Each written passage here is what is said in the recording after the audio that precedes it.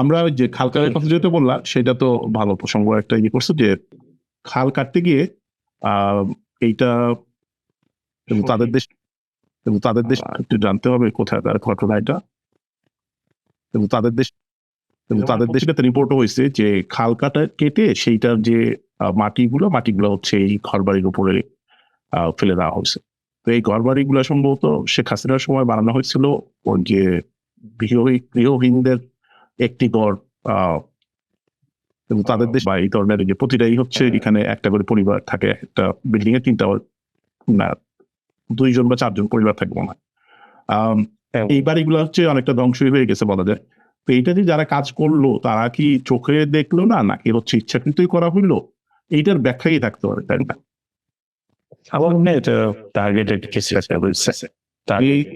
এদের এই থাকার জায়গাটা নষ্ট করে দিব, এত মেজর এরকম হ্যাঁ এরকম তো ভুল করা সম্ভব না। মানে একটু 1 ফুট বা 2 ফুট মাটি পড়লেও তো একটা কথা ছিল, বাট এটা পুরো দেখা যাচ্ছে যে প্রায় 10-12 ফিট হতে পারে। এটা তো এআই জেনারেটেড ভিডিও না নাকি? না এই ঘটনাটা বেশ কয়েকদিন আগে দেখছি, 2-3 দিন আগে।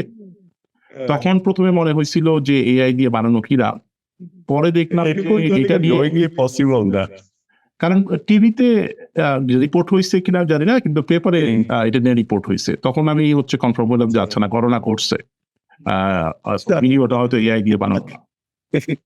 তো জানি না এটা কি হবে। মানে 1-2 ফুট মাটি যদি পড়ে যায়, যে ধরেন কেউ মাটি ভরাট করতেছে বা খাল কাটতেছে, 1 বা 2 ফুট, আমি সবসময় লাইফে দেখছি 1 ফুটই হলে গিয়ে 5 1 ফুট বেশি হয়ে যায়। বাট এরকম 10-12 ফিট কখন আমি দেখি না, এদিকে আমি জিজ্ঞেস করলাম। হ্যাঁ জানি না। এটা কি intentionally?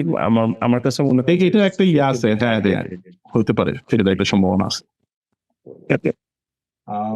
something new, man. Like এটা মনে হচ্ছে মানে কই পাহাড় ভর বা কিছু হওয়ার পর যে ইয়ে হয়ে যায়, হ্যাঁ মাটি চাপা পড়ে এরকম ওরকমই লাগতেছে।